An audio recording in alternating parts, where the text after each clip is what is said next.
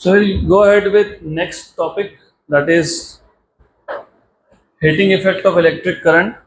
तो अभी जो थ्योरी पार्ट हमने देखा था उसमें directly heating effect of electric current का theory we have not done, but ठीक है, विल डू इट नाउ। पहला question, 40 electric bulb are connected in series. तो आपके पास 40 इलेक्ट्रिक बल्ब्स इन सीरीज है, इंपॉर्टेंट वर्ड। हर एक बल्ब का रेजिस्टेंस होगा, तो 40 बल्ब का रेजिस्टेंस सीरीज में एडअप हो जाएगा। They are connected across a 220 volt supply. After one bulb is fused, एक बल्ब फ्यूज होना मतलब खराब होना, तो एक बल्ब फ्यूज हो गया तो वो निकालना पड़ेगा वहां से definitely. The remaining 39 are connected again in series across the same supply. तो जो खराब हो गया उसको तुमने निकाल के 39 जो बचे हुए थे वापस से तुमने सेम सप्लाई के अक्रॉस, सेम सप्लाई मतलब voltage is same. The illumination will B, अब नॉर्मली क्या होता है ना, वी एंड अप थिंकिंग कि 40 बल्ब थे, एक खराब हो गया तो 39 है, तो इल्यूमिनेशन मतलब ब्राइटनेस क्या हो जाएगा, कम। उल्टा होता है। क्यों उल्टा होता है पता है? क्योंकि तुम्हारे पास 40 बल्ब थे, उसमें से एक खराब हो गया, तुमने निकाल दिया, 39 लगा दिए, 39 लगा दिए तो रेजिस्टेंस कम हो गया। इमेजिन पहले हर एक का रेजिस्टेंस आर था, तो 40 R was the total resistance, R plus R plus R plus R 40 times. अभी 39 है तो what is resistance, 39 R. Supply तो सेम है मतलब वोल्टेज सेम है, रेजिस्टेंस कम हो गया तो करंट बढ़ेगा, और अगर करंट बढ़ेगा तो इल्यूमिनेशन विल इंक्रीज। तो क्या आएगा answer, illumination will be more with 39 bulb then with 40। तो very simple question, purely based on theory था, ज़्यादा कुछ डिफिकल्ट नहीं है इसमें। Next question, two bulbs X and Y having same voltage rating.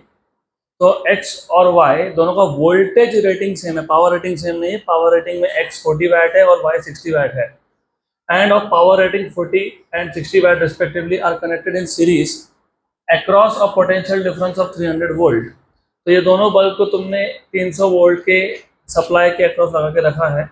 Then x will glow brighter, resistance of y is greater than x, heat produced in y will be greater than x, voltage drop in x will be greater than y। तो उसको solve कैसे करोगे, supply same है, कितना supply है, 300 volt बराबर 300 volt. You have two bulbs of different power ratings, एक का 40 और एक का 60 watt. x will glow brighter, अभी कैसे चेक करोगे, how do check if x will glow brighter, अभी बताया था मैंने। अमाउंट ऑफ करंट पे तो डिपेंड करेगा ही, लेकिन पहले रेजिस्टेंस फाइंड कर लो। डू यू नो पावर के तीन फॉर्मूला है, एक है आई स्क्वायर आर, एक है वी स्क्वायर बाय आर, और एक है वी आई। तो there are three formulas of power. तो इसमें से एक यूज करके you can just find out, what is the current और व्हाट इज द रेजिस्टेंस। करो, फाइंड करके बताओ। अरे ये तो सब तो लिख के दे दिया मैंने, it is too simple, too simple. Look, ये तीन फॉर्मूला क्यों लिख के दिए थे, P equals to V square by R, तो R equals to V square by P बराबर। दोनों के अक्रॉस वोल्टेज सेम बोला है उन्होंने, क्वेश्चन में वोल्टेज सेम बोला हुआ है, तो दिख ही रहा है resistance is inversely proportional to power. जिसका पावर कम उसका रेजिस्टेंस ज़्यादा। पावर कम किसका है, किसका है, एक्स का बराबर। पावर कम इसका है तो रेजिस्टेंस ज़्यादा होगा, रेजिस्टेंस ज़्यादा होगा तो करंट करंट कम फ्लो होगा। करंट अगर कम फ्लो होगा तो कौन ज़्यादा ब्राइट होगा,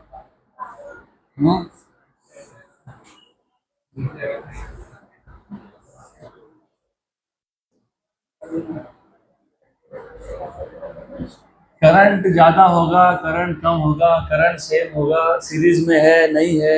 अगर सीरीज में है तो करंट सेम है तो वोल्टेज वोल्टेज तो सेम नहीं होगा ना फिर। If they are in series then how do you work out voltages.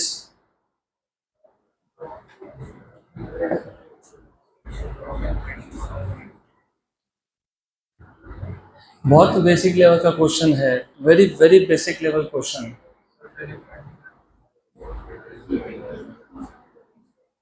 पहले तो मेरा क्वेश्चन समझ लो तुम लोग, यहाँ ध्यान दो, थोड़ा सा तुम डिसओरिएंटेड हो गए हो, यहाँ ध्यान दो। हमारे पास एक डायग्राम है, दो बल्ब है X and Y, same voltage rating है, वोल्टेज रेटिंग सेम है, okay.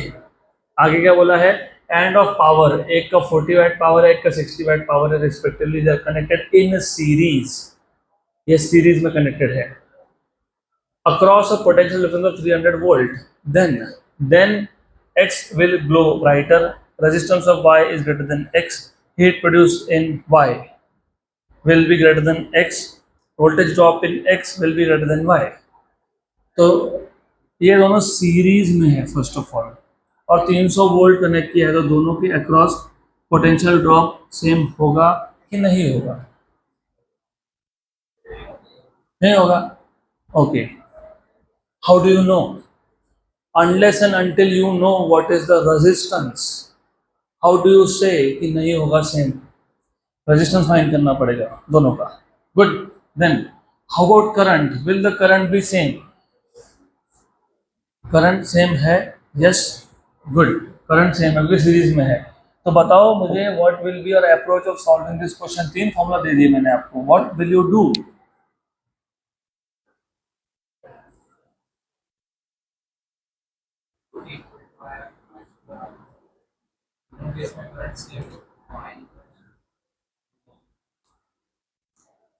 What will you do in this case?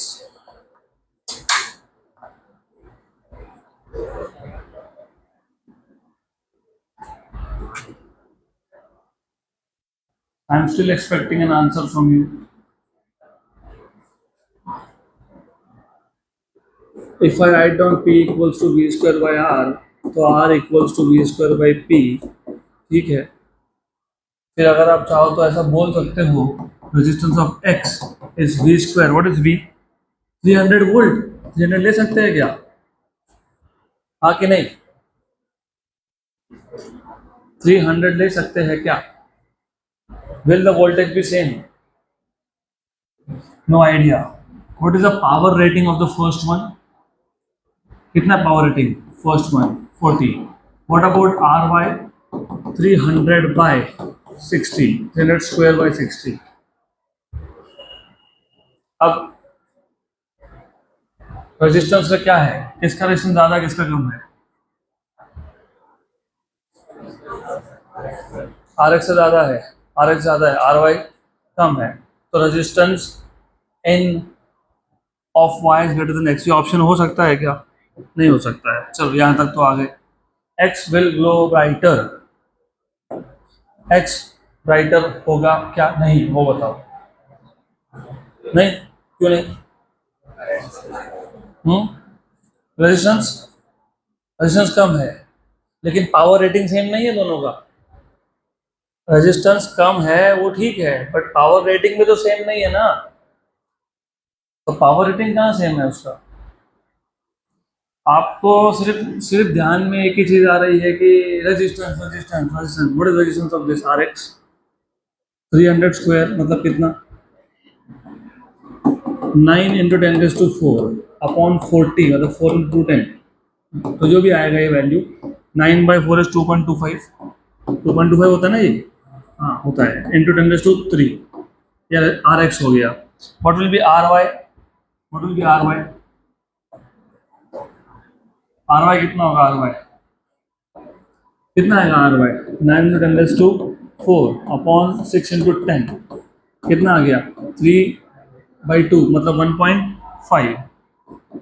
मैं जानबूझ के वैल्यू कैलकुलेट करो, I know what I am doing. तो रेजिस्टेंस की वैल्यू तो मिल गई, रेजिस्टेंस मिल गया। अब आपने बोला कि current, current, how about current? What is current का equation? You know power rating, you know resistance, तो आई स्क्वायर क्या आएगा यहाँ से? P/R बराबर। अभी आप सोचते हैं सिर्फ एक ही चीज सोच रहे हो कि रेजिस्टेंस रेजिस्टेंस, अरे पावर रेटिंग भी कहाँ सेम है दोनों का? पावर रेटिंग कहाँ सेम है? आई स्क्वायर, अगर मैं एक्स की बात करता हूँ तो what is power rating of X? 40। What is R? 2.25, चलो ठीक है, 2.25 into 10 raised to whatever, 10 raised to 3, 10 raised to 3 doesn't matter for me क्योंकि दोनों में कॉमन फैक्टर है वो. What will be IY square? क्या आएगा? What is power rating of 60 upon 1.5 into 10 raised to what? 3. अब बताओ मेरे को क्या आएगा आंसर. What is 60 by 15? 4. तो ये आ जाएगा 40. कितना जाएगा? 40. बराबर. बाकी सब नंबर छोड़ दो, बाकी इररिलेवेंट है. वहां पे 40 है, 10⁻³ नीचे है, यहाँ पे 10⁻³ नीचे है, ऊपर 40 नीचे 2.25 है ना. तो ये नंबर ये वाला बड़ा है कि वो वाला बड़ा है?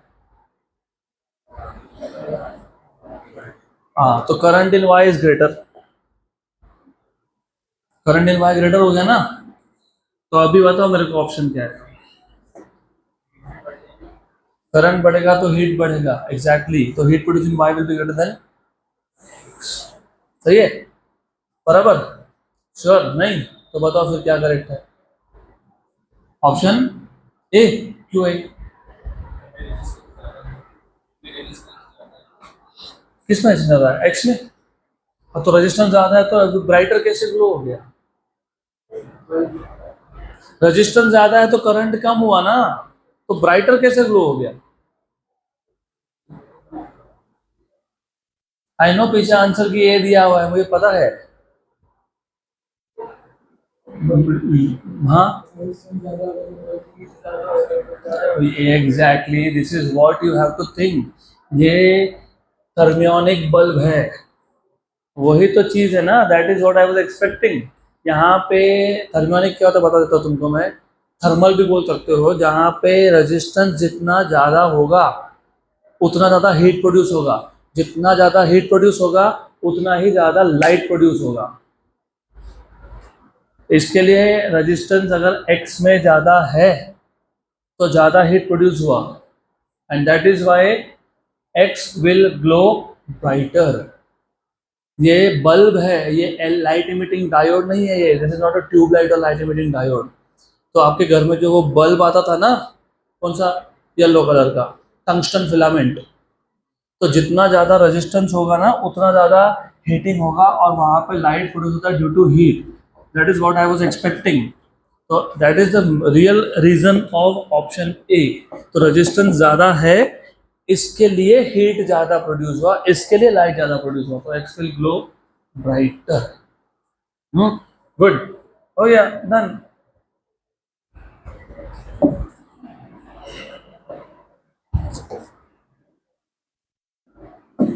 तो bulb is not light emitting diode, it is a bulb.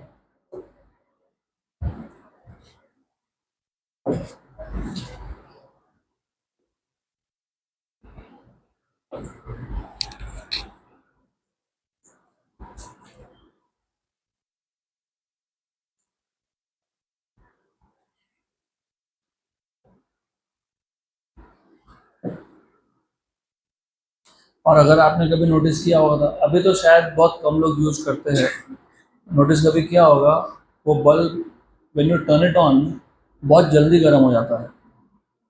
Whereas LED ये चालू कंडीशन में भी निकाल लूंगा ना, I don't feel any heat. क्योंकि यहाँ पे लाइट इमिटिंग डायोड में light is produce by a different mechanism compare to bulb.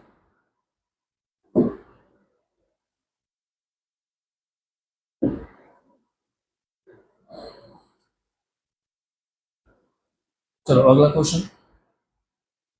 Values निकालने की जरूरत थी नहीं, तुम सिर्फ बोल सकते थे R is inversely proportional to P. Less is the power, more is the resistance.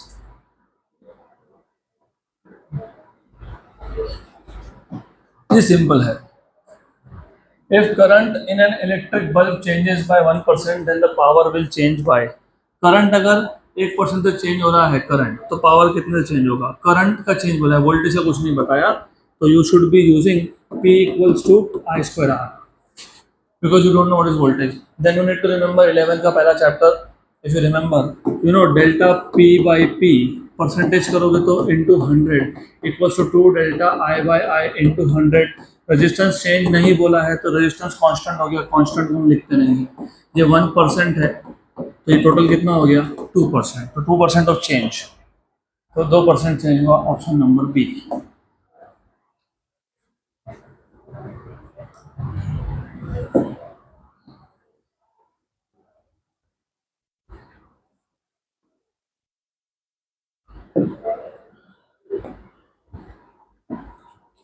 I have a question again, of course, because I want to confuse you. Why can't I use V into I?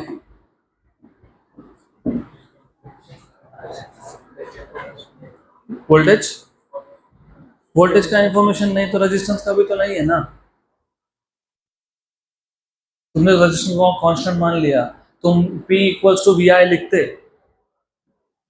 P equals to V आई लिखते तो इधर तो delta P by P into 100, voltage को भी constant मान लेता तो delta I by I into 100 कर देता, तो आंसर 1% आना चाहिए था, 1% आंसर आना चाहिए था। तो तुमने वैसा क्यों नहीं किया, ये क्यों किया?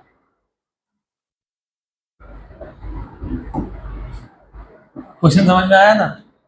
तुम्हारे पास रेजिस्टेंस का इंफॉर्मेशन है क्या? You said no, you take resistance to be constant. If you use P equals to V I तो तुम्हारे पास V का इंफॉर्मेशन भी नहीं है, you could have taken V as constant, तो 1% आता है। क्योंकि वोल्टेज एक्सटर्नल सप्लाई होता है, उसका हम कुछ बोल नहीं सकते। रेजिस्टेंस सर्किट का होता है जहां तुम्हें लगा रहे हो, मतलब इंटरनल होता है वो सर्किट का। वो रेजिस्टेंस तो डिपेंड करेगा ना डिवाइस के ऊपर। अगर मैं रिमोट यूज कर रहा हूँ, मैं बैटरी चेंज कर सकता हूँ, मतलब मैं वोल्टेज चेंज कर सकता हूँ, लेकिन रेजिस्टेंस कैसे चेंज करूँगा? तो जब आपके पास इंफॉर्मेशन नहीं हो, वोल्टेज को कभी कांस्टेंट नहीं मानना, क्योंकि वोल्टेज एक्सटर्नल सोर्स से आता है, लेकिन रेजिस्टेंस सर्किट का खुद का होता है, वो तो नहीं चेंज होने वाला। That is the real reason behind using this formula. आया समझ में? पक्का पक्का, good. 3 bulbs of 40 watt, 60 watt, 100 watt are arranged in series with 220 volt supply. Which bulb has minimum resistance? अभी जरूरत है क्या बताने की? अभी हमने देखा था ना कौन सा पहला क्वेश्चन, बराबर। तो you can do this, you can calculate what is the minimum resistance of which bulb. Two resistors having equal resistances, दो resistors है, they have equal resistances are joined in series and a current is passed through the combination. Neglect any variation in resistance as the temperature changes. Very good. In a given time interval, option A, equal amount of thermal energy must be produced in the resistors. Option B, unequal amount of thermal energy must be produced. Option C, the temperature must rise equally in the resistors. Option D, the temperature must rise unequally in the resistors. So what do you think? पहले तो ये बताओ, चलो एक minute ध्यान दो सब, थोड़ा सा थ्योरी वापस रिवाइज हो जाएगा। 11 में किया था हमने। मटेरियल को हम लोग, मटेरियल मतलब खासकर कंडक्टिंग मटेरियल्स को हम लोग दो कैटेगरी में डिवाइड करते हैं। एक होता है एनटीसी, एक होता है पीटीसी। सुना है नाम? नेगेटिव टेम्परेचर कोएफिशिएंट और positive temperature coefficient. you have good conductors which are metals, you have insulators मतलब bad conductors, and you have semiconductors। इन तीनों में से दो कंडक्ट करते हैं, एक कंडक्ट नहीं करता है। कौन कंडक्ट नहीं करता है? इंसुलेटर्स या फिर बैड कंडक्टर, उसको छोड़ दो। अब आ जाती है बात दो ही पे, एक है सेमीकंडक्टर्स और एक है गुड कंडक्टर्स। गुड कंडक्टर्स हम normally which type of materials? Metals. Metals में कंडक्शन कौन करता है? Free electrons. ये फ्री इलेक्ट्रॉन्स कहाँ से आए? एटम से आए। तो एटम्स क्या बन गए? Ion, right. फिर जब आप एक बैटरी लगाओगे तो electron start moving within the material in a given direction, और वो आयन्स क्या कर रहे थे? वाइब्रेट। तो because of vibration electron undergoes collision with ions and that is why there is resistance. सही है। अब अगर मैं टेम्परेचर बढ़ा देता हूँ मटेरियल का तो क्या होगा? रेजिस्टेंस बढ़ेगा, क्योंकि जो आयन्स वाइब्रेट हो रहे थे they will vibrate faster and with more amplitude, मतलब कोलिजन्स बढ़ेंगे, मतलब रेजिस्टेंस बढ़ेगा। इसको बोलते हैं PTC. When the resistance of a material increases with increase in temperature, they are said to be positive temperature coefficient materials. तो metals क्या होते हैं? पीटीसी टाइप, जहाँ पे टेम्परेचर के साथ रेजिस्टेंस भी बढ़ता है। सेमीकंडक्टर में उल्टा होता है। सेमीकंडक्टर सीखोगे आप डिटेल में। सेमीकंडक्टर्स में with increase in temperature resistance goes down, उसको बोलते हैं एनटीसी। तो पहले ये पता होना चाहिए। अब ये क्वेश्चन पढ़ो, हमारे पास दो रजिस्टर्स थे, इक्वल रेजिस्टेंसेस थे, उसमें इनको हमने सीरीज में ज्वाइन कर दिया, एक करंट पास कर दिया हमने कॉम्बिनेशन से। तो इन्होंने ऐसा बोला, neglect any variation in resistance as the temperature changes, क्योंकि अभी बताया मैंने टेम्परेचर चेंज होगा तो रेजिस्टेंस चेंज होता है। ये बोल रहा है कि डू नॉट काउंट, मान लो कि with temperature there is no change in the resistance, okay, in the given time interval. तो एक गिवन टाइम इंटरवल में हमने अगर करंट पास किया दोनों रेजिस्टेंसेस से, तो equal amount of thermal energy produce हुआ क्या, unequal amount of thermal energy produce हुआ क्या, temperature must rise equally in the resistors, the temperature must rise unequally in the resistors. What do you think will be the answer in this case? Simple है, equal, क्यों equal, because P, देखो वापस बात आ जाती है basics पे। You know power, what is power, I square R, सही है, but what is power, what is the definition of power, work upon time, work मतलब एनर्जी और एनर्जी मतलब हीट, तो हीट अपॉन टाइम। तो व्हाट इज हीट का formula, I square R T. अब क्योंकि सीरीज में थे, क्योंकि वो सीरीज में थे तो I क्या है, कांस्टेंट है, और रेजिस्टेंस दोनों का सेम था तो R भी क्या है, कांस्टेंट है, और टाइम इंटरवल भी सेम बोला है तो टाइम भी सेम है, तो ओवरऑल क्या हो गया, कांस्टेंट। तो heat produce will be same, equal amount of thermal energy मतलब heat must be produce in the resistors. बराबर है यहाँ तक, पक्का, छोड़ इतना ही है।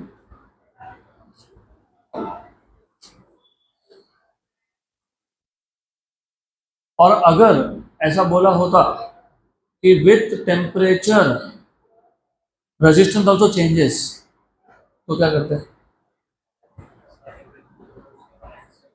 तो रेजिस्टेंस कांस्टेंट लेते क्या, नहीं, लेकिन फिर उस केस में रेजिस्टेंस का टेम्परेचर पे डिपेंडेंस क्या है दोनों मटेरियल्स का, वो बताना पड़ता। Good, done.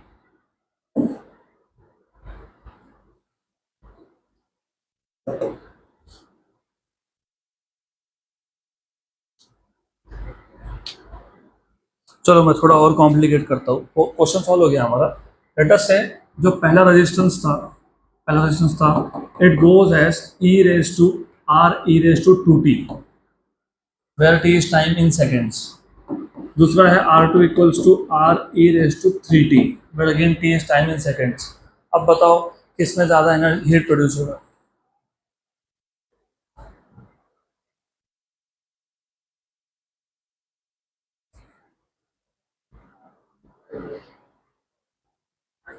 इसका पावर ज़्यादा है तो यहाँ पे रेजिस्टेंस में चेंज ज़्यादा है, तो रेजिस्टेंस में चेंज ज़्यादा है तो हीट भी ज़्यादा होगा। तो उसमें इक्वल होगा कि अनइक्वल होगा, अनइक्वल, और किस में ज़्यादा होगा, सेकेंड में।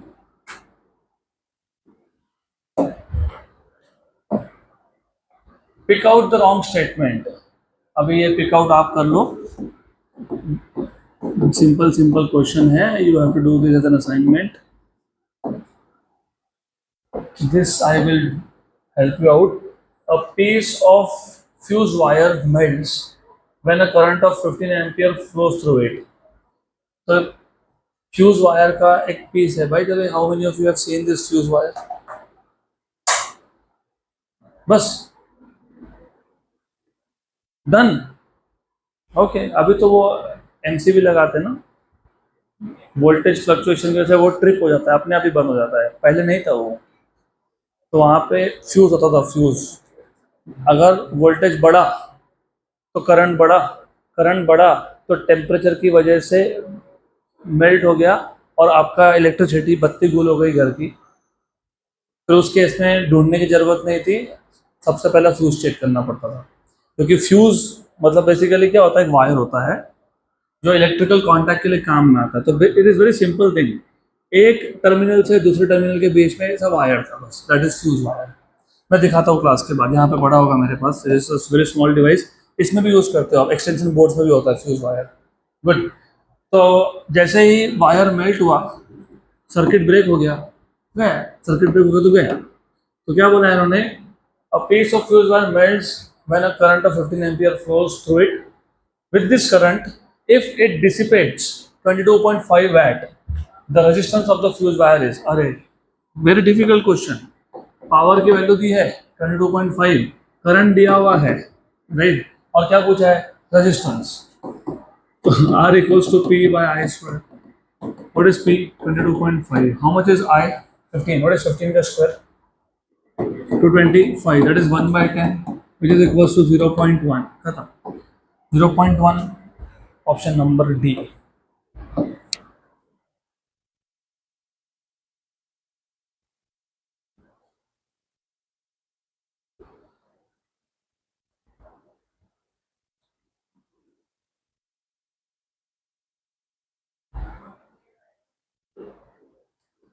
Quick, quick, quick, quick, quick, quick, quick.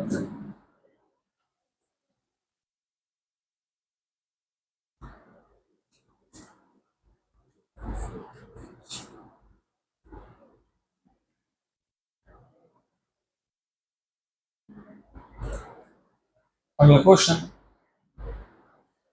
ये अच्छा क्वेश्चन है। To wires A and B of the same material, material same मतलब resistivity same, specific resistance same आएगा, have their length in the ratio 1:2, तो L1 by L2 का ratio है 1:2, right, और radii का रेशियो है 2:1। रेडाई के रेशियो से आपको एरिया का रेशियो मिल जाएगा। The two wires are connected in parallel across a battery, ये दोनों वायर को तुमने एक बैटरी के अक्रॉस में पैरेलल लगा दिया। तो पैरेलल कॉम्बिनेशन में क्या सेम होता है, देखो दो ही चीजें होती है, एक वोल्टेज एक करंट। सीरीज में करंट सेम होता है, वोल्टेज सेम नहीं होता है। पैरेलल में वोल्टेज ड्रॉप सेम होता है और करंट सेम नहीं होता है। तो पैरेलल में लगाया तो व्हाट इज सेम, वोल्टेज, मतलब V कांस्टेंट हो गया। The ratio of heat produced in A to the heat produced in B for the same time is, तो आपको क्या पूछा, ratio of heat produced, ratio of heat produced. पहले information क्या है वो देख लो। Your problem is that you are not able to still connect with the question. तुमको लेंथ का रेशियो दिया है, तुमको रेडियस का रेशियो दिया है, रेडियस का रेशियो क्या मिल जाएगा, एरिया का ratio. Do you remember resistance का फॉर्मूला क्या था, रो एल बाई ए। तो अब इसका मतलब तुमको बेसिकली अगर ये याद हो तो फिर आपको रेजिस्टेंस का रेशियो मिल जाएगा, that is L1 by L2। By the way area itself is proportional to R square, तो मैं डायरेक्टली ऐसे लिख लेता हूँ, आर का स्क्वायर है, तो आई write down R2 by R1 का square. Okay, L1 by L2 कितना है, 1/2। R1 बाय R2 कितना है, 2:1। तो R2 बाय R1 कितना हो गया, 1:2। तो 1:2 का स्क्वायर हो गया, तो ये 1/8 आ जाएगा क्योंकि 4 और ये 2। तो you have R1 by R2 equals to 1/8। ये मिल गया। आपको किसका रेशियो पूछा था, किसका, हीट प्रोड्यूस्ड, हीट प्रोड्यूस्ड। अब देखो ना तुमको करंट के बारे में कुछ बोला है, ना तुमको डायरेक्टली वोल्टेज के बारे में बोला है, डायरेक्टली नहीं बोला, इनडायरेक्टली बोला। तो two wires are connected in parallel, right. तुम्हारे पास रेजिस्टेंस का रेशियो है, तुम्हारे पास वोल्टेज कांस्टेंट है, तो पावर का कौन सा फॉर्मूला यूज करोगे, V² बाय R।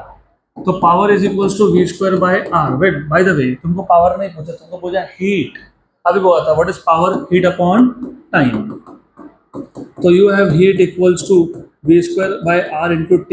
इसमें V² और T कांस्टेंट है, कांस्टेंट है ना, सेम टाइम में बोला है ना। तो फिर you have heat produced H inversely proportional to resistance, तो H1 by H2 is equals to R2 by R1। R1 by R2 तुम्हारे पास 1/8 है, तो ये 8:1 होगा, 8:1, ऑप्शन नंबर डी।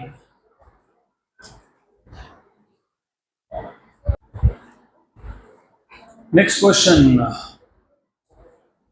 ओह ओके, वैसे ये question I was supposed to give you assignment, but थोड़ा interesting लिख रहा है, तो we will discuss here. Of course theory question है। If a high power heater is connected to electric mains मतलब main supply जहाँ से आ रहा है वहाँ पे तुमने एक हाई पावर हीटर लगा दिया, then the bulb in the house becomes dim because there is current drop, potential drop, no current drop, no potential drop.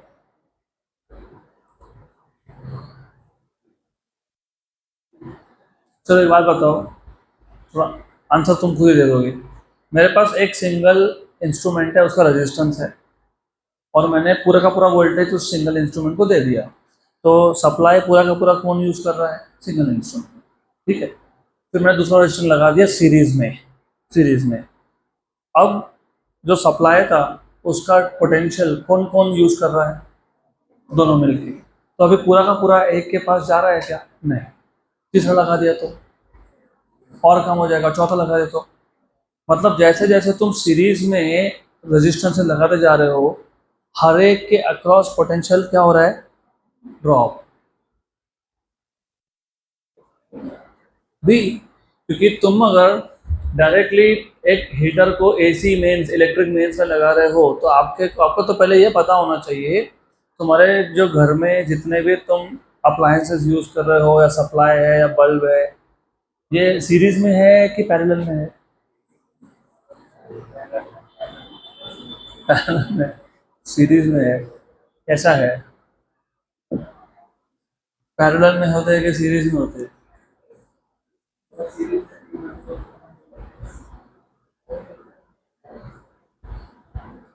You have a valid point.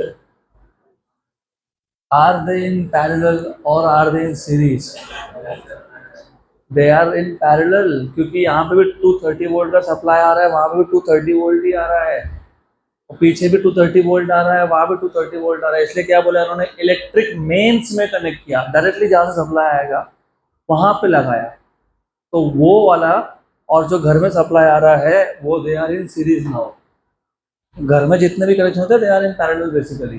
तो डायरेक्टली इसलिए मेंस में बोला है, mains सीधा mains. तो वहां पे ही अगर मैंने मैक्सिमम वोल्टेज यूज कर लिया तो सप्लाई में क्या आया? कम। तो पोटेंशियल क्या होगा? ड्रॉप। इसलिए पावर डिम तो इलेक्ट्रिक बल्ब भी डिम। तो होता है ना घर में ऐसा, तुम बोलते हो पावर डिम है, वोल्टेज फ्लक्चुएशन होते हैं ना, पावर डिम है बोलते हो ना, फिर जाके पहले रेफ्रिजरेटर बंद करते हो, एसी बंद करते हो, क्योंकि जितना वोल्टेज चाहिए था उतना आ ही नहीं रहा है उसमें।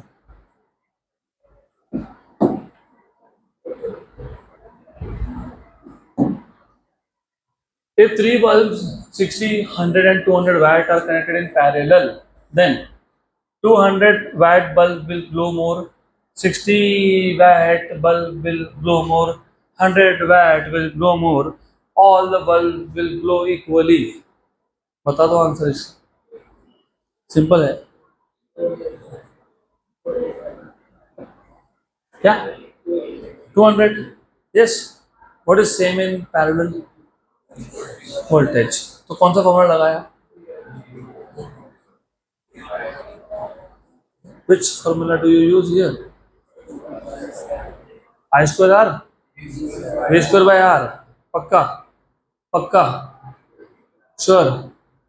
तो तुम ऐसा बता रहे हो मुझे P equals to V square by R बराबर, तो R is inversely proportional to P, ये भी बराबर। रुको रुको जस्ट अ मिनट, थोड़ा सा तो ये सही है क्या? हाँ कि ना? हाँ, मतलब पावर और रेजिस्टेंस में रिलेशन क्या आ गया? इनवर्स। चलो ठीक है, मान लिया। जिसका पावर ज्यादा उसका रेजिस्टेंस कम, जिसका पावर ज्यादा उसका रेजिस्टेंस कम। तो बताओ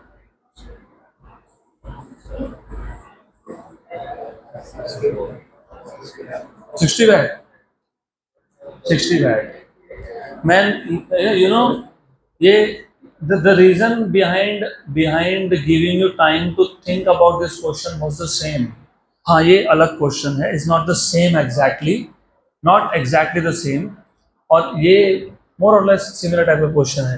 अभी अभी थोड़ा टाइम पहले मैंने तुमको हीट का फॉर्मूला बताया था, हीट, यहीं से हीट का फॉर्मूला बना ना, बना कि नहीं? हाँ, इनवर्स टू रेजिस्टेंस। तो तुमने अभी बोला मुझे कि power is inverse to resistance, फिर तुम ये भी बोल रहे हो of course power is heat upon time equals to V square by R बराबर। तो heat is equals to V square by R into T, मतलब heat is also inversely proportional to resistance. तो पावर और heat का relation क्या आ गया? Direct आ गया। डायरेक्ट आया कि नहीं? हाँ, तो power and heat are directly proportional. अब अगर ये बल्ब थर्मल बल्ब है, थर्मल मतलब जो because of heat light produce करेगा, अब बताओ। ए ए मैं तुमको एक इसका सिंपल, एकदम सिंपल ट्रिक देता हूँ, एकदम सिंपल। मार्केट में जाना, 10-10 रुपए का बल्ब मिलता है, उसको बोलना कि मेरे को बल्ब चाहिए, फिर वो पूछेगा 60 वाट का चाहिए कि 100 वाट का चाहिए। ठीक ठीक है, ओके। उसको बोलना दोनों लगा के बताओ, मुझे देखने तो कितना ब्राइटनेस आता है। वो 60 वाट लगाएगा और वो 100 वाट लगाएगा, राइट। तो व्हाट डू यू थिंक, किसका ज़्यादा रोशनी आने वाला है? तो क्या सोचते बैठे हो तुम? What is the logic, which will glow more? तुमने बताया, मैंने नहीं बोला। 200 वाट विल ग्लो मोर। हो गया पक्का? Next question. In the circuit shown below, the power developed in the 6 ohm resistor is 6 watt। अच्छा क्वेश्चन है। ये 6 वाट के अक्रॉस कितना पावर डेवलप हुआ? 6 watt. The power in watts developed in 4 ohm resistor will be. 4 ohm resistance, 4 ohm, इसमें कितना power develop होगा? Well just a minute, I would want to know what is your approach of solving this question.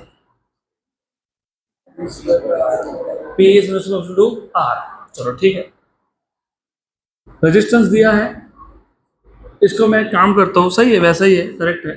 इसको मैं register number 1 बोल देता हूँ, तो इसके पावर को P1 बोल देंगे, इसको रजिस्टर 2 बोल देंगे, तो इसके पावर को P2 बोल देंगे। अब ऐसा है कि power is equals to V square by R, क्योंकि पैरेलल में थे तो वोल्टेज क्या हो गया? सेम। तो P is inversely proportional to R। ठीक, तुमको P2 पूछा है, तो P2 upon P1 will be equals to what? R1 by R2। Good. तो ये आ गया आपका P2 equals to R1 by R2 into P1। R1 कितना है? 6, R2 कितना है? 4, और P1 में कितना था? 6। बराबर हो गया। 3 2 1 3 9 वैट, खत्म। Option number B.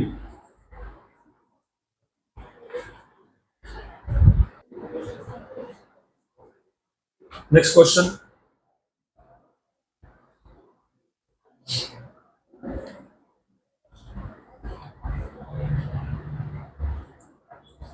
अगला क्वेश्चन।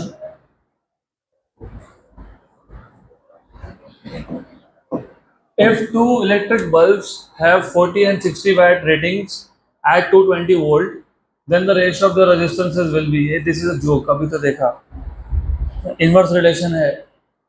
रेजिस्टेंस का रेशो चाहिए, मतलब पावर का रेशो का उल्टा कर दो। पावर 40-60 है तो 60-40, 60-40 इज 3:2, डन, खत्म।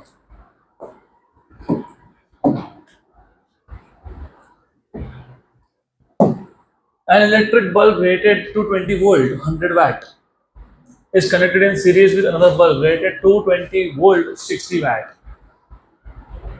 If the voltage across the combination is 220 volt, the power consumed by the 100 watt bulb will be about। हमारे पास दो बल्ब है, एक का रेटिंग है 220 वोल्ट, मतलब वो 220 वोल्ट के सप्लाई पे काम करने वाला है, और वो उसका पावर रेटिंग कितना है? 100 वाट। और दूसरा है 220 वोल्ट सप्लाई पे काम करेगा और उसका पावर रेटिंग है 60 वाट।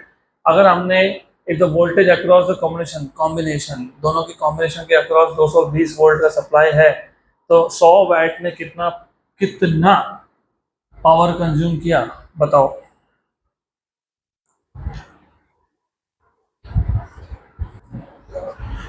तो यहाँ ध्यान दो, ये जो क्वेश्चन है ना, कुछ भी नहीं है। तुम थोड़ा सा, तुम्हारा प्रॉब्लम क्या हो रहा है, यू आर नॉट, आपको फॉर्मूला सब पता है but you are not focusing कि how to solve this question.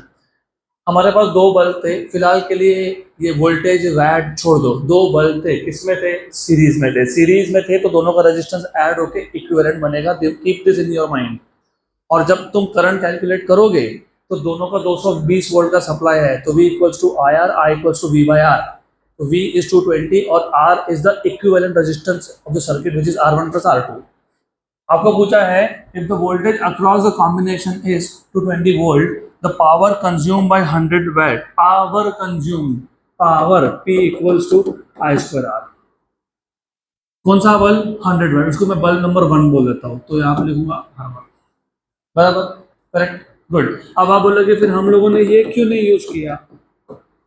देखो ऐसी बात है, तुमने कॉम्बिनेशन को कितना वोल्टेज लगाया, तो कॉम्बिनेशन को लगाया ना, तो पहला बल्ब भी यूज करेगा, दूसरा भी करेगा, तो तुम V की जगह पे 220 लिख ही नहीं सकते हो, क्योंकि 220 में से एक बल्ब ने यूज किया, दूसरे ने यूज किया, तो इसलिए नॉर्मली ऐसा लिखते हैं। चलो ऐसा लिख लिया। अभी I कैसे फाइंड करोगे? How do find out I? I equals to V by R equivalent. दोनों किस में थे? सीरीज में थे, तो क्या लिखेंगे? R1 plus R2। अब your task is to find out R1 and R2। How do find R1 and R2? You know P। What is P? V square by R। अब ये इंडिविजुअल बल्ब का calculation होता है, ये current पूरे circuit का है, और ये इंडिविजुअल बल्ब का तुम रजिस्टर निकालने वाले हो, तो V स्क्वायर बाय P। तो R1 तो P1 और R2, तो वैसे V1 भी लिखेंगे, V2 भी लिखेंगे, लेकिन दोनों power rating, voltage rating same है, पावर रेटिंग अलग अलग है। तो हाउ मच इज दिस? 220 का स्क्वायर अपॉन कितना है? 100। और R2 कितना है? ये भी 220 का स्क्वायर, लेकिन अपॉन कितना है? 60 था ना, 60। ओके, तो R1 कितना आ गया? 48400 अपॉन 100, ये हो गया कैंसल, तो 484। R2 कितना हो गया? 48400 अपॉन 60। रफली मैंने, this is approximately how much? 800, approximated 800, correct. तो 800 के आसपास है, 800 के आसपास है। फिर भी तुमको एग्जैक्ट करना है तो तुम कर लो, 800 के आसपास ही है ये। 48400 डिवाइड बाय कितना, कितना आया? 806.66, तो इट इज 806.66, दैट इज 806। ठीक है, हो गया, बराबर, गुड, क्लियर यहाँ तक। तो what is R1 plus R2 then? तो तुमको I फाइंड करना है, V bye R1 plus R2। V कितना था? 220। ये कितना आया? ये 6 इसको दे दो, दे दिया।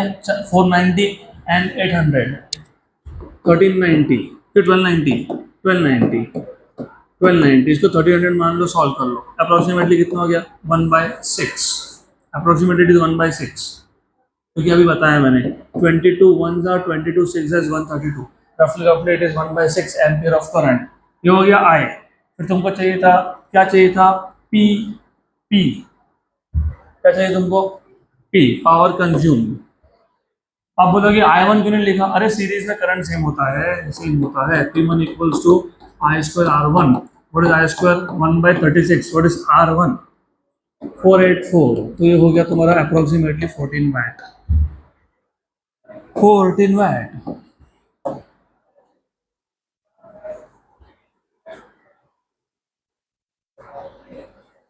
अगला क्वेश्चन, ये अच्छा क्वेश्चन है, यहाँ ध्यान दो, बढ़िया। Look, it's a good question. 10 identical cells, फिलहाल 10 को नंबर है ऐसा समझ लेना, कनेक्टेड इन सीरीज। अगर हर एक का रेजिस्टेंस R होगा तो 10R हो गया total resistance. Are needed to heat a wire of length 1 metre. तो हमको 10 आइडेंटिकल सेल चाहिए जिसको हम लोग सीरीज में कनेक्ट करेंगे।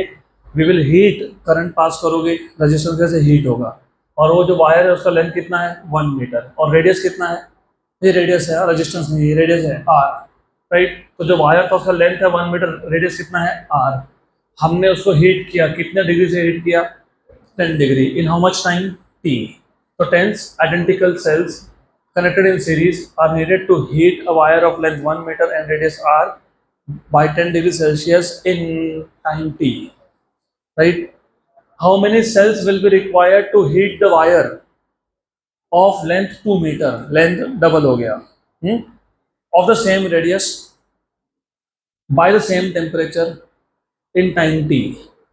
हमारे पास 2 मीटर लंबा वायर है, रेडियस सेम है, सेम टेम्परेचर से उसको हीट करना है, मतलब 10 डिग्री से हीट करना है, टाइम भी सेम है, तो कितने सेल्स रिक्वायर्ड रहेंगे? क्वेश्चन समझ में आया? 1 मीटर का वायर था, आर उसका रेडियस था, उसको करना था हीट 10 डिग्री से टेम्परेचर बढ़ाना था, कितने टाइम में बढ़ाना था टी में, तो कितने सेल लग गए 10। मेरे पास 2 मीटर लंबा वायर है, सेम टेम्परेचर का इंक्रीज होना चाहिए, रेडियस भी सेम है, टाइम भी सेम है, कितने सेल लगने वाले हैं, that is the question, right. How will you solve this question?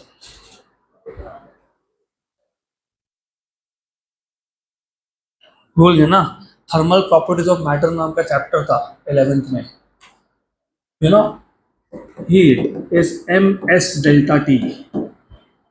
Delta T को कैपिटल लिख देता हूँ, change in temperature. M is mass, S is specific heat, and delta T is increase in temperature. Heat equation बोलते हैं इसको। Mass into specific heat, कौन सा specific heat? Molar की प्रिंसिपल, एस लिखा है, एस लिखा है, प्रिंसिपल, प्रिंसिपल स्पेसिफिक हीट क्या होता है? The amount of heat required to raise the temperature of unit mass of substance, मतलब 1 kg सब्सटेंस होगा, उसका टेम्परेचर 1 डिग्री से बढ़ाने के लिए जितना भी हीट सप्लाई करना पड़ता है उसको बोलते हैं प्रिंसिपल स्पेसिफिक हीट। और मोलर क्या होता है? The amount of heat required to raise the temperature of 1 mole of substance by how much? 1 degree Celsius. तो ये एस मतलब कौन होता है? Principal specific heat, equation 1। But you know, हम कब से तो हीट की बात कर ही रहे हैं ना, V square by R into T. Equation number 2, V को वी बोल दो, वी को ई बोल दो, एक ही बात है, that is E M F. From these two equation, left hand side is same, तो you have right hand side is also same, v square by r t equals to ms delta t। हो गया पक्का? क्या पूछा था आपको? पहले case में 10 सेल लग गए, दूसरे में कितने लगेंगे? Identical. What is the meaning of identical? Same EMF, कितना? सेम, बराबर, सही है। मतलब तुम्हारे पास पहले केस में 10 सेल थे, n1 की वैल्यू है, n2 पूछा है, नंबर ऑफ सेल्स पूछा है, तो मेरे को बताओ यहाँ पे नंबर कहाँ से आएगा? मेरे पास एक सेल है, उसका EMF 1.5 है, और मैंने और एक सेल सीरीज में लगा दिया 1.5 का, तो कितना EMF हो गया? 3। तीसरा लगा दिया तो 4.5, चौथा लगा दिया तो 6, पांचवा लगा दिया तो 7.5। मतलब तुम क्या कर रहे हो पता है? n इंटू ई। क्या कर रहे हो? n इंटू ई। तो ये जो v होता है ना, ये n इंटू ई होता है, n इंटू ई होता है।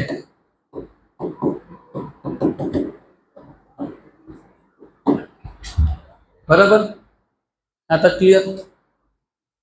Good, almost there, almost. Time same बोला है क्या? यस, टाइम सेम बोला है दोनों केस में। पहले केस में टी था, दूसरे केस में भी टी था, तो टी कांस्टेंट है। और आइडेंटिकल सेल्स थे तो रेजिस्टेंस भी कांस्टेंट है, ईएमएफ भी कांस्टेंट है।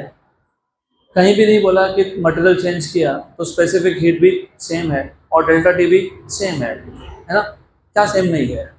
कुछ सेम नहीं है तो एन, तो N square proportional to N mass. आप बोलोगे मास क्यों? मेरे पास मेरे पास मेरे पास था वायर 1 मीटर लंबा, रेडियस आर, इसका मास है एम, लेंथ कर दिया 2 मीटर, रेडियस से सेम, मास क्या हो जाएगा? 2 है। तो मास कांस्टेंट है क्या? नहीं है। नहीं है तो फिर सॉल्व करो, अभी इसको हो गया। तो ऐसा आएगा, सॉल्व तो कर लो, गलती हुई तो देख लेंगे ना, सॉल्व तो करो। n2 बाई n1 का square is equals to m2 by m1। तो n2 by n1 is under root of m2 by m1। हाँ, गलती होगी तो देखेंगे, तो कर तो लो पहले। n2 बाई 10 है ना, n1 की वैल्यू 10 थी ना, m2 तुमने बोला 2m अपॉन n। बराबर, पक्का? तो n2 equals to √2 into 10। What is √2? 1.414 into 10 कितना? 14 पॉइंट समथिंग।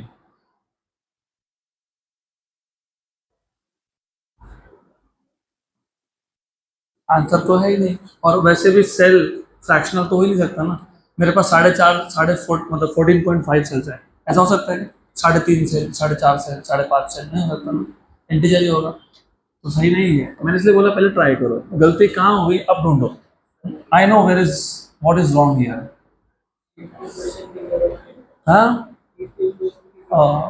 ओके, एजुकेशन की जरूरत नहीं है।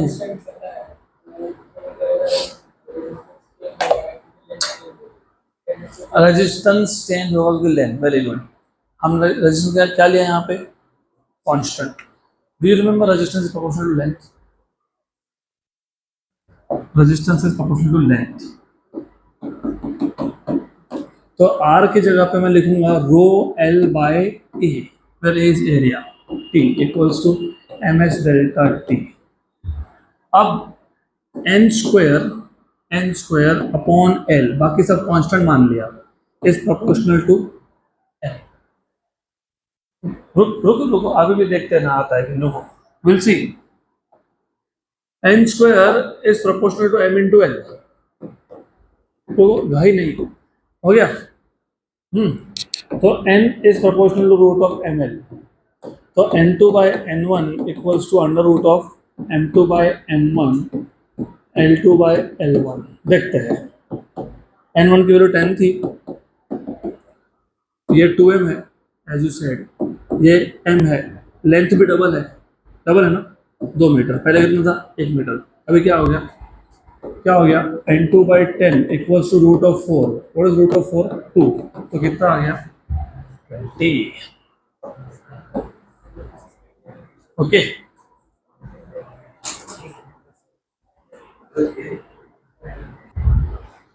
चलो तो अभी इस क्वेश्चन को डायरेक्टली कैसे सॉल्व करते हैं, यहाँ पे ध्यान दो, और ट्रिक्स खुद से बनाने पड़ेंगे।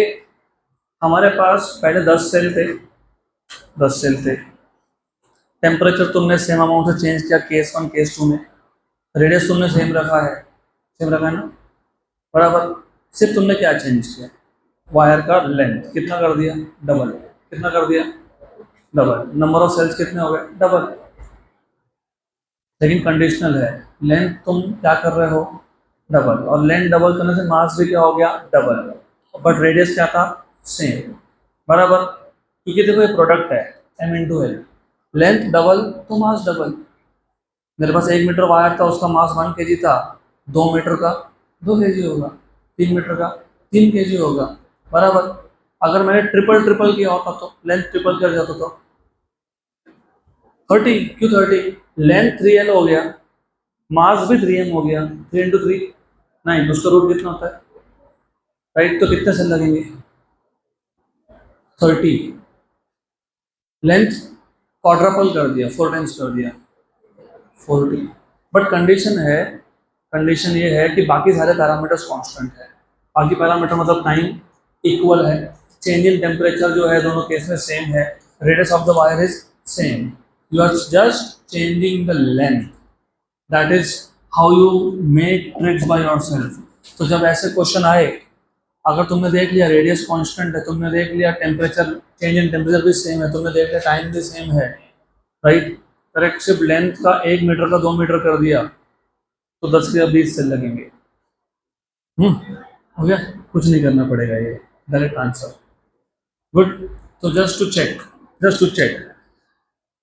10 identical cells connected in series are needed to heat a wire of length 1 meter and radius r by 10 degree in time t. How many cells will be required to heat the wire of length 8 meters? 80। और अगर 10 की जगह पे 5 cell बोला होता पहले, 5 sales, और इधर अभी लेंथ को 1 मीटर से मैंने 8 मीटर कर दिया, 40, 8 5 ना। अगला question, 2 wires A and B of same material same मतलब resistivity same, specific resistance same होता है, रो की वैल्यू सेम होती है, एंड मास, वेरी गुड। यहाँ ध्यान दो, हमारे पास 2 वायर्स है, मटेरियल सेम है, मास भी सेम है, and mass have their length in the ratio, मतलब L1:L2 दिया हुआ है आपको 1:2, तो what you have is L1/L2 equals to 1:2, लेकिन मास सेम है, भूलना नहीं, मास सेम है, क्योंकि क्वेश्चन यहीं से सॉल्व होगा। On connecting them to the same source, you are connecting them to the same source. The rate of heat dissipation in B is found to be 5 watt. Rate of heat dissipation मतलब power, rate of heat upon time is power, 5 watt है. Rate of heat dissipation B में, हाँ B second wire मतलब P2 की value दी हुई है और P1 का पूछा हुआ है, क्योंकि A वायर 1 है, B वायर 2 है. आपको B का डिसिपेशन 5 वाट दिया था और A का पूछा है, करेक्ट.